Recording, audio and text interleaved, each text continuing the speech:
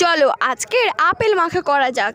তার জন্য একটা গোটা আপেল নিয়ে আপেলটাকে ছুরি দিয়ে আমি পিস পিস করে কেটে নিচ্ছি। তারপরে আপেলের বীজগুলো আমি বাদ দিয়ে আরেকটু পিস পিস করে ছোট ছোট করে টুকরো টুকরো করে আমি কেটে নিয়েছি আপেলগুলো। আপেল কাটা হয়ে গেলে আমি একটা পাতিলেবুর হাফ কেটে নিয়েছি। তারপরে কাঁচা লঙ্কা কয়েকটা কুচি কুচি করে নিচ্ছি। তারপরে কয়েকটা ধনেপাতা নিয়ে ধনেপাতাটাও আমি কুচি কুচি করে কেটে নিচ্ছি। তারপরে দেখো একটা লেবু পাতা নিয়ে ছিঁড়ে নিয়ে নিচ্ছি। আর এ পাতাটা কি বলো তো, তোমরা জানলে অবশ্যই কমেন্টে জানিও। তারপরে আমি সামান্য বিট লবণ নিয়ে নিচ্ছি। বিট লবণ নিয়ে তারপরে দিয়ে দিচ্ছি লেবুর রস, তারপরে কাঁচা লঙ্কা কুচি, ধনেপাতা কুচি, লবণ, জিরে ধনের পেস্ট দিয়ে ভালো করে আমি মাখিয়ে নিচ্ছি সবকিছু। তারপরে দেখো আমাদের আপেল মাখা পুরো রেডি হয়ে গেছে। আমি প্লেটে নিয়ে নিয়েছি খাওয়ার জন্য। কত সুন্দর লাগছে না দেখতে, আর খেতেও কিন্তু দারুণ টেস্টি ছিল। এমনি আপেলের থেকে আপেল মাখা কিন্তু খেতে দারুণ ছিল।